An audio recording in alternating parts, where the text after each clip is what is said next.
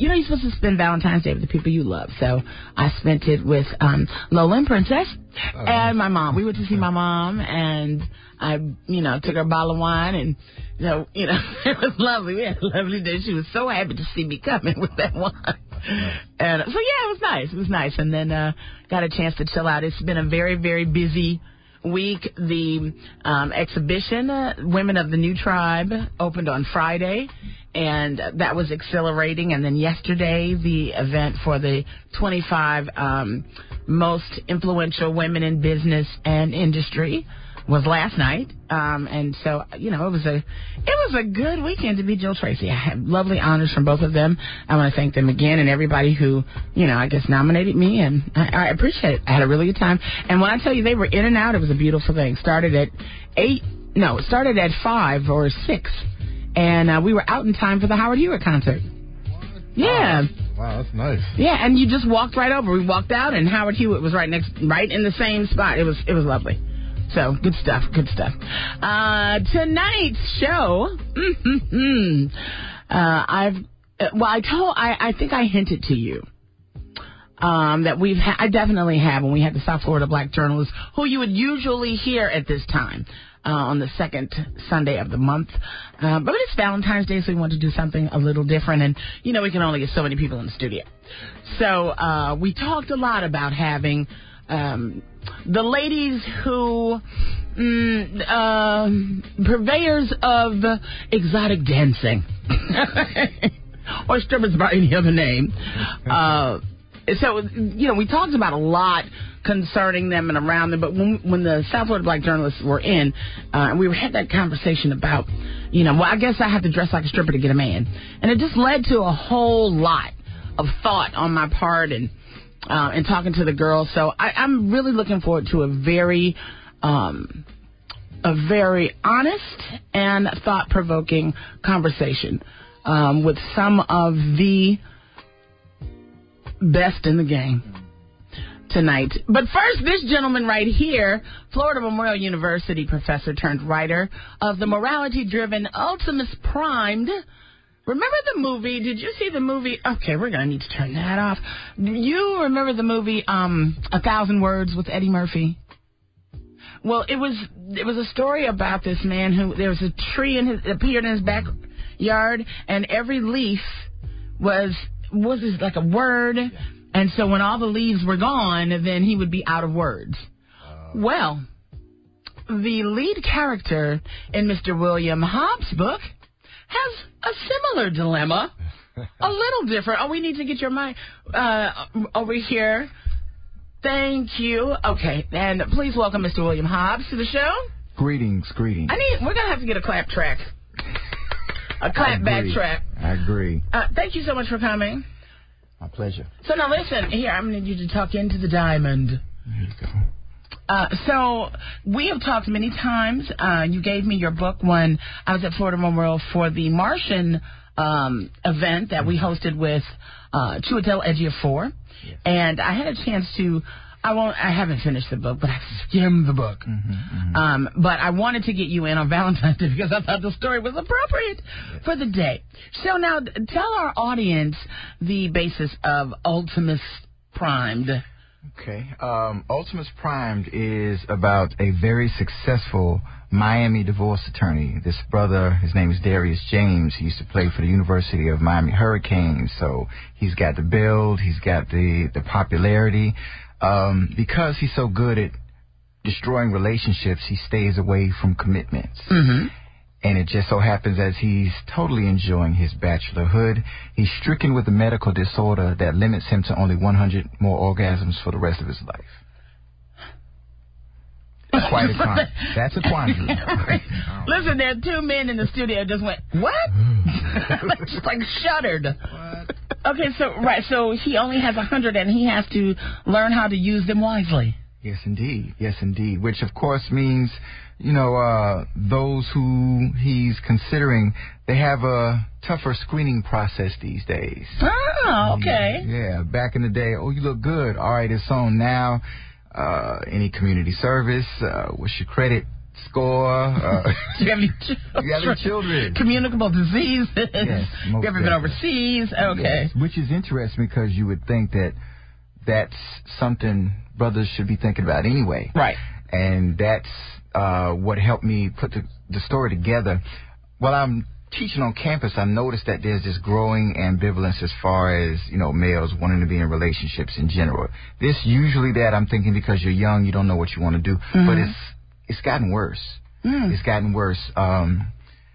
Interesting. I would say if I have a classroom of 25, there's 2 people in it that can say they're in relationships and have something favorable to say about the opposite sex. Wow. Well, I will concur on that, because much of what the ladies and I are talking about is how it's just permeated throughout the community, and particularly in the music. If you look at young people now, Mark and I were talking about that. If you landed from another planet, you would think that, first of all black people do not like each other. Absolutely.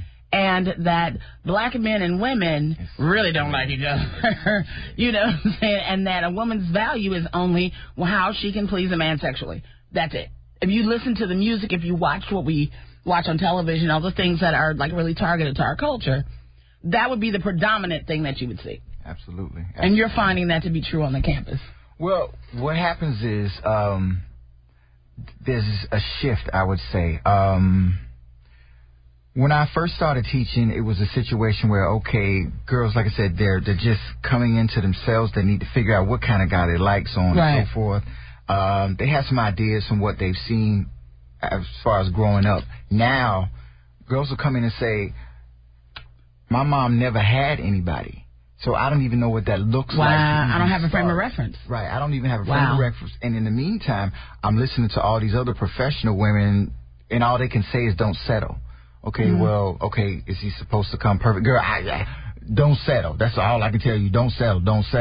So you have some girls coming in, they're freshmen, sophomores, thinking somebody's supposed to wife them up with a Benz and everything tomorrow. And like the guy right next to them who they stay at their mama's house like the girl stays. Right, but they're coming to the table with just as much as the girl is. Exactly. And she's like, no, that doesn't work for me. So the guys are like, you know what, that's all the more reason to just be quiet. It takes so much now. And go to the strip club. That too. Call it a day.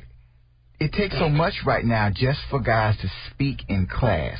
They always go to the back of the room. They're holding up. It's like I tell them, there's a wall braces. They're holding up the walls. They won't say anything about relationships because it's like every time we open our mouths, we get jumped on. So I'm not going to bother with it. Wow.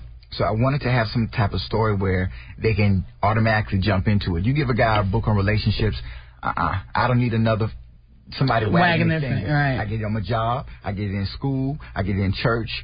Whenever I can get away from it, I'm going to get away from it. So I said, let's talk about a story where a guy only has 100 orgasms.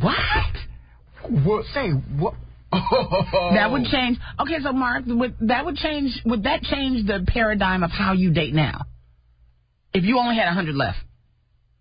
Man, that's a lot to think about. Or to say, who's working? 888-550-9105. Call us. If you only had 100 left, would that change the way that you are selecting the women that you date and see? Exactly, over the number of years. Oh, yes. Oh, not only that, but you got to think about if you're going to have children. Right. Yeah. So. Right, because some of those, it's only 100, and they won't all be winners.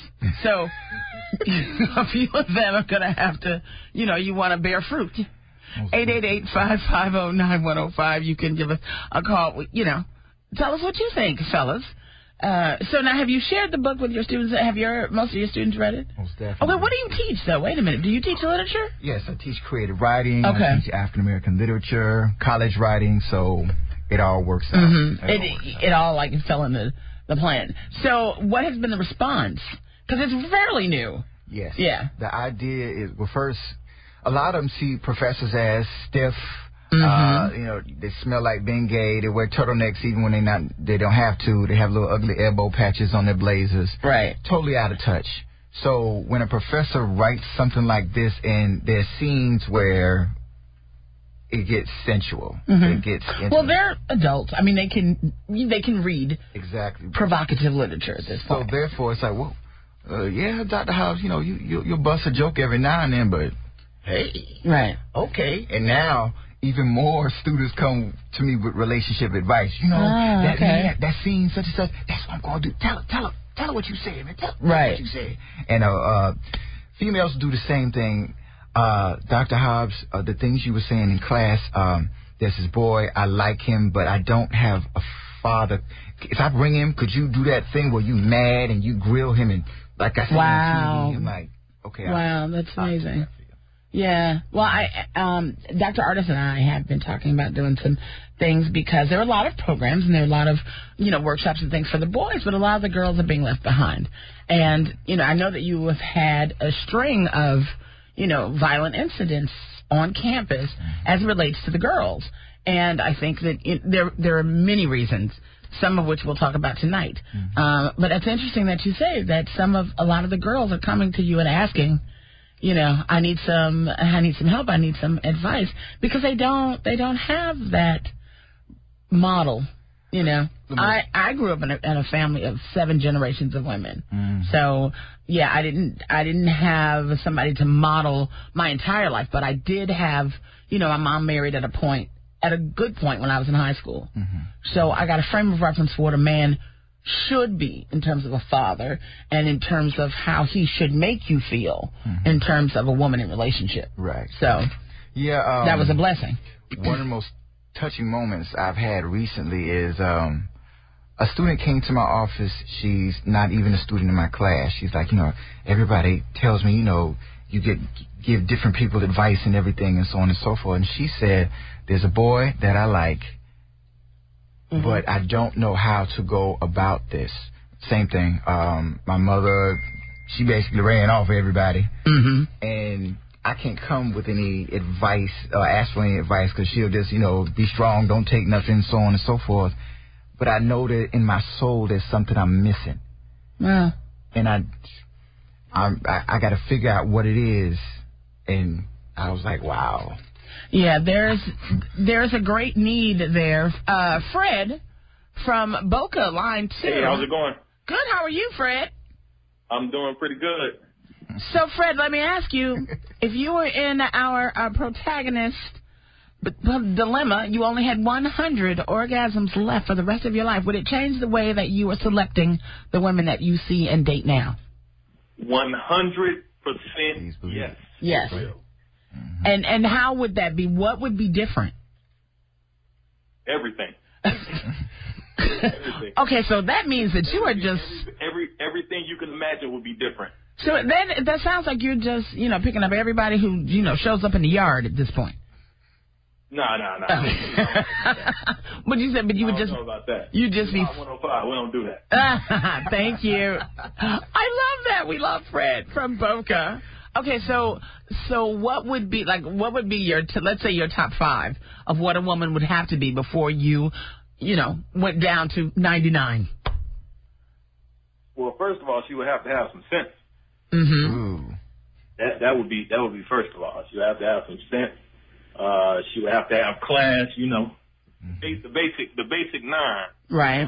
What we not seeing today. So. I was going to say, so are you saying that it's difficult for you to find that today? Just in general, when you date? Well, not for me. Probably for other people. But you said it would change the way that you date. So it sounds like you're doing pretty good now. What would be different? Everything. Or would you just be more pickier? Right. Would you just be a lot more selective? Exactly. You know it. You know it. Right, because you got to make... How old are you? I'm 25. Woo, my goodness. Oh, yeah. So 100, that would... Wow. And you figure you might make it to 75. Oh, yeah. No, I don't think I'm making it that far. That's a shame. 75 is not that far. No, I think he's saying the 100 won't last. I'm joking around. Oh, you're saying the 100 won't last at 70. That's funny. Well, Fred, hopefully that'll never be your problem.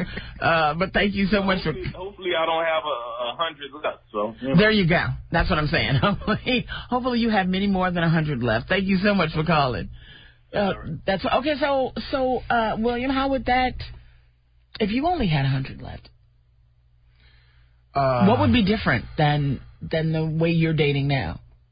It would be a lot less drama. I think most guys, and I had a discussion with a lot of guys in the class or whatever, a lot of them, they pursue women who don't seem to have any interest. Like, I can get her. I know I can get her. I'm gonna spend that time on phone, spending money, talking, trying to get slick or whatever the case. Yeah. As opposed to, in this situation, no, she would have to really like me, so we could just go there. A lot of the game playing and all that would be gone. All that, we got to get there. We got to have something serious. All the attitude and I'm the strong woman. No. We know this.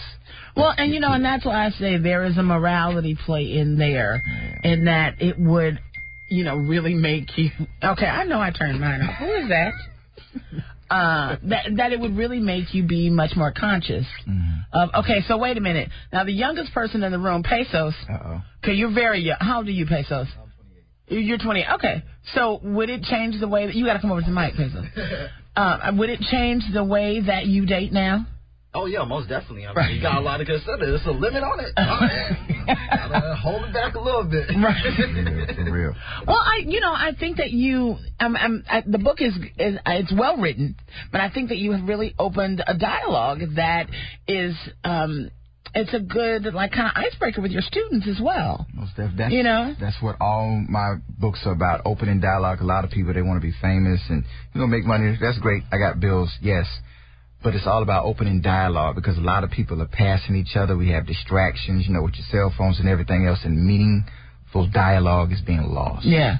And with 100, you're really going to spend a lot of time paying attention and really talking, getting to know that person. And speaking of paying attention, Darius, to his credit, one of his pastimes is a particular exercise program that's called Stroke Skills, where it is plank-based, and you do all planks, of course, you're on your elbows and your toes.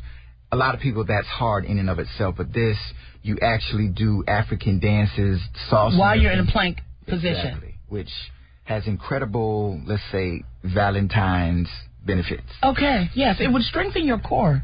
Exactly. Tremendously. Yes.